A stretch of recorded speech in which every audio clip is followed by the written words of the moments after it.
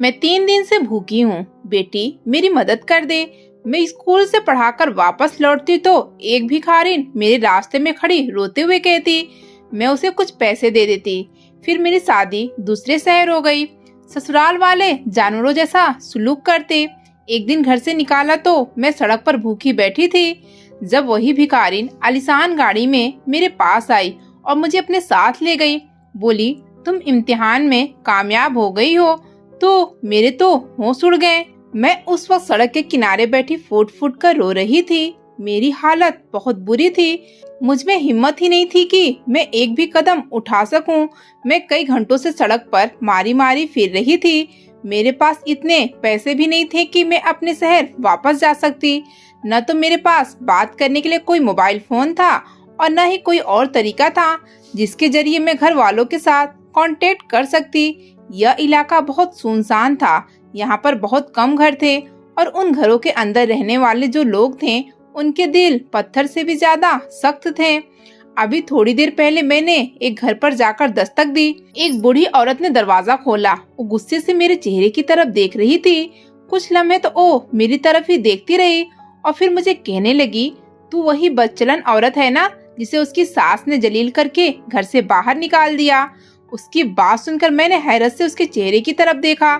इससे पहले कि मैं कुछ कहती उसने दरवाजा मेरे मुंह पर ही बंद कर दिया। मैं वहीं उसके दरवाजे के सामने ही बैठ गई और फूट फूट कर रोने लगी। अगली बार जब उसने दरवाजा खोला तो मुझे ठोकर मारते हुए कहने लगी, अपना गंदा वजूद लेकर यहाँ से चली जाओ। इस मोहल्ले में तुम जैसी औरतों की कोई भी जगह नहीं है। तुम जैसी औरतें ना सिर्फ खुद जलील होती हैं बल्कि इसके साथ साथ दूसरों की बेटियों को भी खराब करती हैं। मैं उसे कहना चाहती थी कि उसने मेरे बारे में जो कुछ भी सुना है वो गलत है, मगर मैं कुछ बोल ही नहीं पाई और खामोशी से वहां से उठकर दोबारा से चलने लगी। मुझे चलते चलते काफी देर गुजर चुकी थी। मेरे पाँव में जूते नहीं थे और मेरा हलक प्यास से सूखा पड़ रहा था। अचानक ही मुझे ठोकर लगी और मैं मुंह के बल जमीन पर जा गिरी। थोड़ी देर तक मैं इसी हालत में ही बैठी रही। इसी दौरान ही मुझे यूं महसूस हुआ जैसे कोई गाड़ी मेरे करीब आकर रुकी हो। मैंने हिम्मत से सिर उठाया तो सामने खड़ी औरत को देखकर कुछ लम्हों के लिए मैं तो दंग रह गई। मैं बहुत गौर से उसके चेहरे को देख रही थी। उसका चेहरा उसी भिखारिन की तरह था जिसकी कुछ साल पहले मैं मदद किया करती थी। मुझे देखकर वो मुस्कुराने लगी और कहने लगी, क्या हो गया बेटा, लगता है तुमको झटका लग गया है। इतना हैरान होने की जरूरत नहीं है। यह मैं ही हूँ, वही भिखारिन जिसकी कुछ अरसा पहले तक तुम मदद करती थी, जिसे तुम खाने के लिए पैसे दे देती थी। फिर मैंने एक नजर उसकी गाड़ी पर डाली। वह नए मॉडल की गाड़ी थी। साथ उसका ड्राइवर भी मौजूद था जो उनके करीब ही खड़ा था। चलो अब गाड़ी में चलकर बैठो, मैं तुम्हें सारी हकीकत के बारे में बताती हूँ। मैं तेजी से उसकी गाड़ी में जाकर बैठ गई। फिलहाल मैं किसी तरह इस इलाके से बाहर निकालना चाहती थी क्योंकि इस इलाके के लोग हद से भी ज्यादा जालिम थे। उन्होंने मुझे जलील रुस्वा करने में कोई कसर नहीं छोड़ी थी। थोड़ी देर के बाद गाड़ी अपनी मंजिल की तरफ रवाना हो गई थी। मैंने उस औरत से पूछा, क्या आपके पास यह सब कुछ कैसे आ गया और आप इतनी अमीर कैसे हो गई? जब तक मैं अपने घर नहीं पहुंचूंगी तब तक मैं तुम्हारे किसी भी सवाल का जवाब नहीं दूंगी। घर जाकर तुम्हें सब सवालों के जवाब मिल जाएंगे और तुम्हारी तमाम पहेलियां भी सुलझ जाएंगी। उसने मुझे सब्र करने का कहा और खुद भी खिड़की से बाहर देखने लगी। मेरी उस वक्त भूख से बहुत ही बुरी हालत थी। उसे अंदाजा हो गया। उसने एक होटल के सामने गाड़ी रोकी और अपने ड्राइवर को खाना लाने के लिए कहा। थोड़ी ही देर में मैंने पूरा लंच किया। जब मैं उसकी हवेली में पहुंची तो मेरी आंखें हैरत से खुली की खुली रह गई। वो एक बहुत ही खूबसूरत हवेली थी। इससे ज्यादा खूबसूरत हवेली मैंने अपनी सारी जिंदगी में नहीं देखी थी। मुझे लग रहा था जैसे उसकी कोई लॉटरी निकल आई हो, लेकिन मैं नहीं जानती थी इसके पीछे एक बहुत बड़ा राज छुपा है। ऐसा राज जिसे जानने के बाद मैं खुद दंग रह जाऊंगी। उस हवेली के हर तरफ नौकर चाकर मौजूद थे जो तेजी से हवेली के काम निपटा रहे थे। जिज्ञासा के मारे मेरा बुरा हाल था। अब तो मुझे बता दे कि आपके पास यह सब कुछ कैसे आया और यह भी बता दे कि आपने मेरी मदद क्यों की। सबसे पहले मैं तुम्हारे दूसरे सवाल का जवाब दूंगी। मैं तुम्हारा एक इम्तिहान ले रही थी। उसकी बात सुनकर मैंने हैरत से उसके चेहरे की तरफ देखा। क्या मतलब इस बात का? मुझे गुस्से में देखकर वो मुझे सुकून से रहने का इशारा करने लगी और कहने लगी, यूं इतना हाइपर होने की जरूरत नहीं है। पहले मेरी बात गौर से सुनो और फिर जिस हकीकत के बारे में उसने मुझे बताया वो सुनकर मुझे लगा कि मेरे कदमों के तले से जमीन निकल गई हो। मैं सोच भी नहीं सकती थी कि तेज तपती दोपहर थी। मैं सर पर रजिस्टर रखे खुद को धूप से बचाने की नामुमकिन कोशिश कर रही थी। मेरी तबीयत ठीक नहीं थी, इसलिए मैं जल्द ही स्कूल से निकल आई थी। अभी रास्ते में ही पहुंची थी कि एक भिखारी ने मेरे पास आई और मुझे कहने लगी, भगवान के लिए मुझे थोड़े पैसे दे दो। यह वही भिखारिन थी जिसकी कल मैंने मदद की थी। अपनी शक्ल सूरत और बोलने के अंदाज से वो कोई सुलझी हुई औरत लगती थी। मुझे यही लगा था कि कोई बहुत ही मजबूर औरत है, इसलिए ही मांगने के लिए घर से निकली है। मैं भी बगैर चूं चा किए उसकी मदद कर देती थी। जैसे ही घर के अंदर दाखिल हुई, चाची की गुस्सैली आवाज मेरे कानों में पड़ी। अब मैं और इस लड़की को बर्दाश्त नहीं कर सकती। इसका वजूद मुझे किसी भी सूरत काबिले कबूल नहीं है। या तो इसे कहें कि यहाँ से निकल जाए या फिर इसकी किसी लूले लंगड़े के साथ शादी कर दें, क्योंकि अगर इसकी शादी किसी अच्छे घर की तो दहेज भी देना पड़ेगा और मेरे पास दहेज के पैसे नहीं हैं। चाची की बात सुनकर मेरी आंखों में आंसू आ गए थे। मैं उन्हें खुश करने की हर मुमकिन कोशिश करती थी, लेकिन वो कभी भी मुझसे खुश नहीं हो सकती थी। अब तो मैंने प्राइवेट स्कूल में पढ़ाना भी शुरू कर दिया था। अपनी पूरी तनख्वाह मैं अपनी चाची के हाथों में रख देती थी। 2 दिन तो खुशी में निकल जाते, लेकिन 2 दिनों के बाद उनका रवैया दोबारा से खराब हो जाता था। मैं पूरा महीना उन 2 दिनों के बारे में ही सोचकर गुजार देती थी कि चलो थोड़ी देर के लिए तो चाची का रवैया नरम होगा, मगर अब सब कुछ बर्दाश्त से बाहर होता चला जा रहा था। दादी अपना सर दोनों हाथों में गिराकर बैठी हुई थी। अचानक ही उनकी नजर मुझ पर पड़ी और उनकी आंखों में आंसू आ गए। चाची ने मुझे देखा तो कहने लगी, लो जी, आ गई महारानी साहिबा। मैंने बड़ी मुश्किल से अपने आप पर काबू पाया और अपनी आंखों से आंसू को बहने से रोका। मैं जानती थी कि अगर बेकदर लोगों के सामने आंसू बहा दिए तो मेरी रही से इज्जत भी फना हो जाएगी। फिलहाल मैं किसी से भी बात करने की पोजीशन में नहीं थी। इससे पहले कि मैं अपने कमरे में जाती, चाची मुझसे कहने लगी, तो कब जा रही है इस घर को छोड़कर? मैंने कमरे में कदम रखा ही था कि मुझे रश्मि आंटी की आवाज सुनाई दी। रश्मि आंटी हमारे मोहल्ले की सबसे मशहूर औरत थी। उनके पास हर घर की खबर होती थी और वह जिस घर में जाती थी वहाँ पर फसाद मचता था। वह एक्साइटेड अंदाज में घर के अंदर दाखिल हुई और मुझे पुकारते हुए कहने लगी, अरे करमजली, तेरे नसीब खिल उठे हैं। और फिर चाची से बात करते हुए कहने लगी, मैंने तुम्हारा सबसे बड़ा मसला हल कर दिया है। कमरे में जाने का छोड़कर मैं दोबारा बाहर की तरफ चल दी और रश्मि आंटी की अगली बात सुनकर मुझे ऐसे लगा कि मेरे कदमों के नीचे से जमीन निकल गई हो। वो 1 हफ्ते के अंदर अंदर मेरी शादी की बात कर रही थी। मैंने बेचैनी से उनकी तरफ देखा और उनसे पूछा, आपको ये रिश्ता कहाँ मिल गया? तुम ये सारी बातें छोड़ो, तुम सिर्फ इस बात पर ध्यान दो कि इतने अच्छे घर में तुम्हारी शादी हो रही है। लड़का बहुत बड़ा प्रोफेसर है और उसके अलावा उसके बाप की भी बहुत सारी जायदाद है, लेकिन बेचारों के साथ एक मसला हो गया है। जिस लड़की से उस लड़के की शादी हो रही थी, लड़की घर से भाग गई है। अब वो अपनी इज्जत बचाने के लिए मुझसे कह रहे थे कि मैं किसी अच्छी लड़की से उनकी बेटे की शादी करवा दूं। तो मेरे दिमाग में अपनी प्यारी बेटी के अलावा किसी का चेहरा नहीं आया। रश्मि आंटी बहुत ही प्यार से मेरे चेहरे की तरफ देख रही थी। दूसरी तरफ चाची की भी आंखें चमक उठी थी। वो जल्दी से दादी से इस बारे में बात करने गई और उन्हें कहने लगी, मुझे तो इस रिश्ते में कोई बुराई नजर नहीं आ रही। दादी ने उनके सामने हाथ जोड़े और कहा, पहले थोड़ा सा पता तो लगवा लें कि वो लोग किस तरह के हैं, बाद में फैसला करेंगे कि उन्हें रिश्ता देना चाहिए या नहीं। दादी की बात सुनकर मैंने सुख की सांस ली। एक यही थी जो मेरा ख्याल रखती थी और मुझे अच्छी तरह से समझती थी। कभी कभार मैं सोचती थी कि अगर दादी मेरी जिंदगी में ना होती तो न जाने मेरी चाची मेरे साथ कैसा सलूक करती। दादी की वजह से ही मैं पढ़ाई पूरी करने में कामयाब हुई थी। दरअसल दादी ने दादा की पेंशन संभाल कर रखी हुई थी और वो सारी पेंशन फिर उन्होंने मेरी पढ़ाई पर लगा दी। मैं उनका जितना भी शुक्र अदा करती कम था।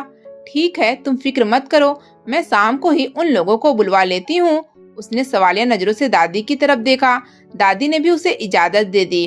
उन लोगों को उनके हाल पर छोड़कर मैं अपने कमरे में वापस चली आई और वहाँ बैठकर फूट फूट कर रोने लगी कि ना जाने मेरे नसीब में क्या लिखा हुआ था और न जाने ये लोग मेरे साथ क्या करने जा रहे थे। मुझे कुछ भी समझ नहीं आ रही थी। अगले दिन जब मैं दोबारा स्कूल गई तो प्रिंसिपल साहब मेरी आंखों को देखकर परेशान हो गए और मुझसे पूछने लगे कि क्या हो गया है, क्या तुम सारी रात रोती रही हो।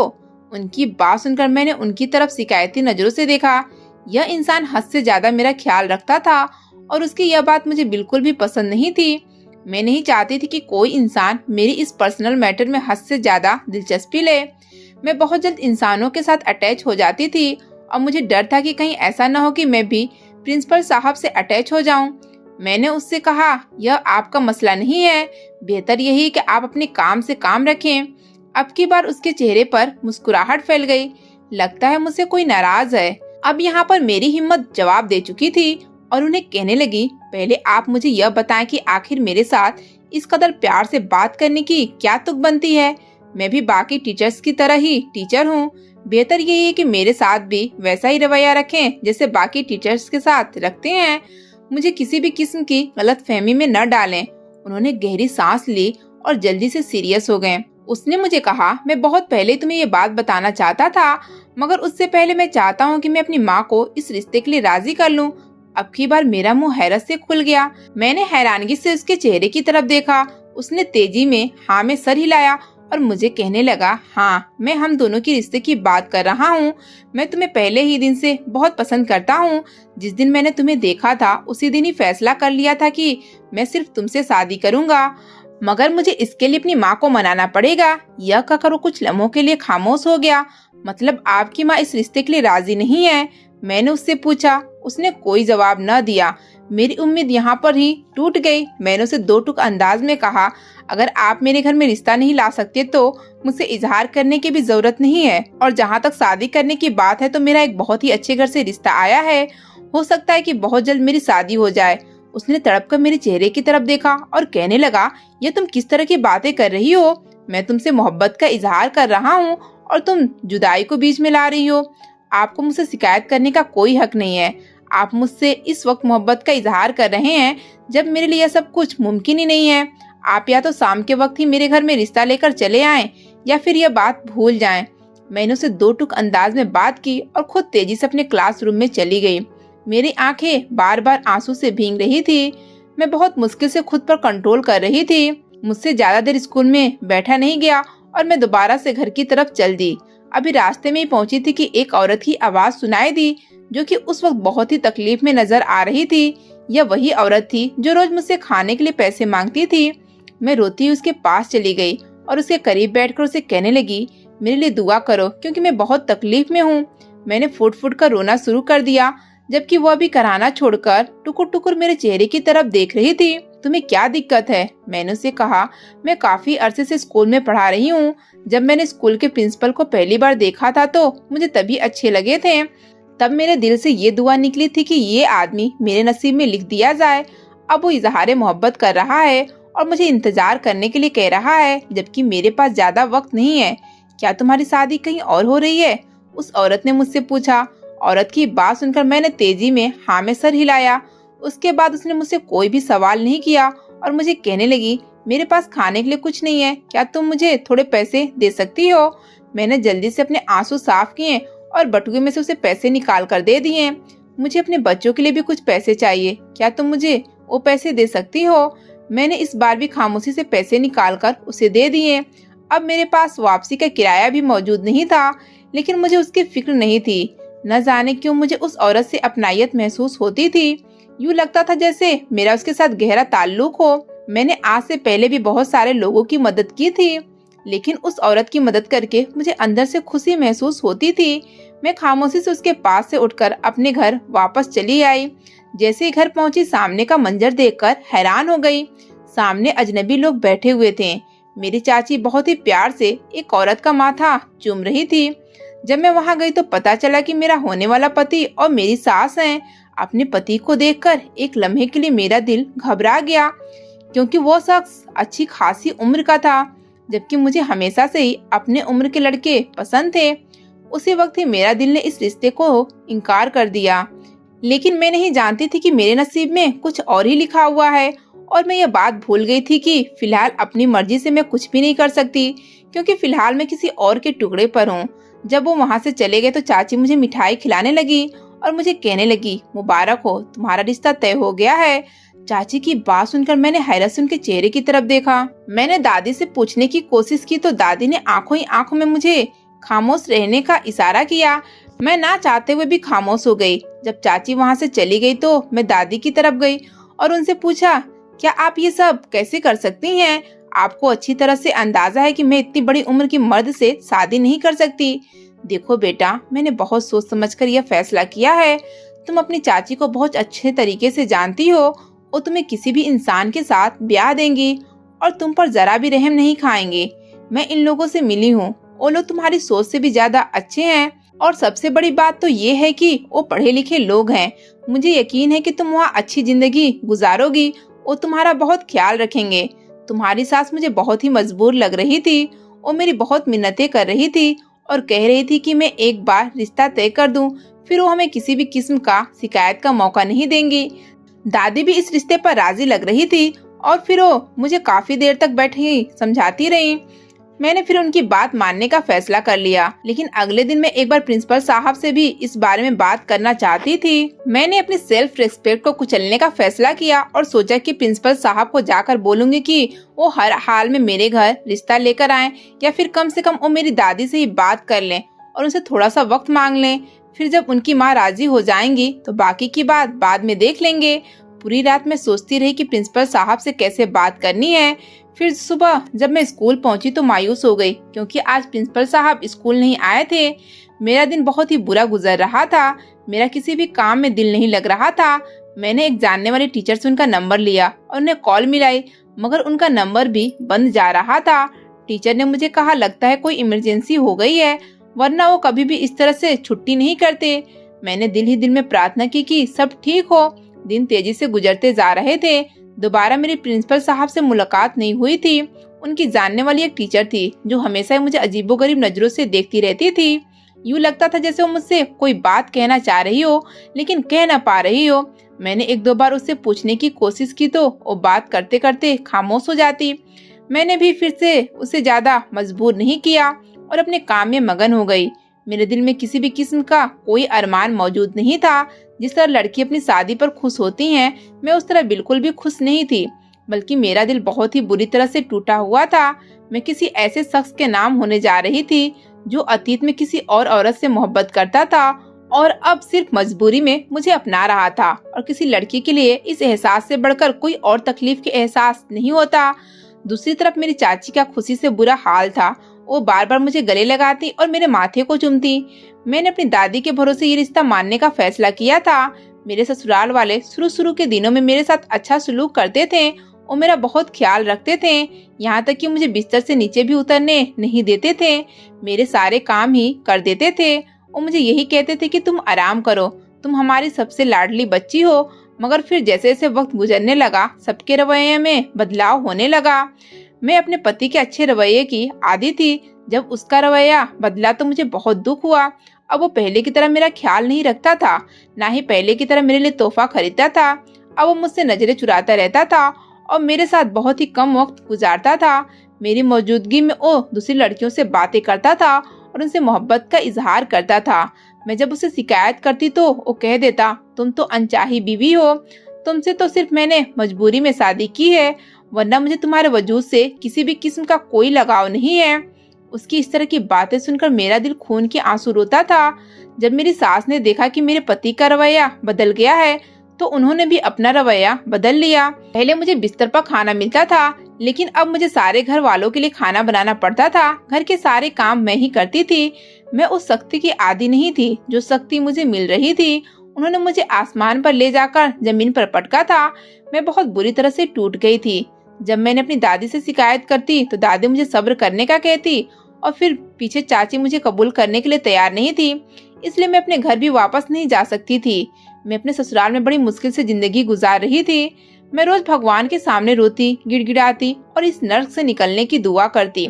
मुझे भगवान पर बहुत यकीन था। मैं जानती थी कि मेरी जिंदगी में भी कोई चमत्कार जरूर होगा जो मुझे इस नर्क से निकाल देगा।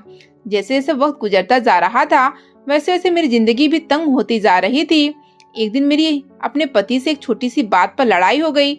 मैं नहीं जानती थी कि मेरा पति इस छोटी सी बात पर मुझे तलाक दे देगा और मुझे घर से बाहर निकाल देगा। दरअसल बात ये थी कि मैंने उसकी माँ के लिए नाश्ता बनाना था। थोड़ी सी देर हो गई क्योंकि मेरी तबीयत खराब थी। इसी पर हम दोनों की बहस शुरू हो गई और यह कमजोर रिश्ता हमेशा हमेशा के लिए टूट गया। मेरी सास ने मुझे धक्का देकर घर से बाहर निकाल दिया।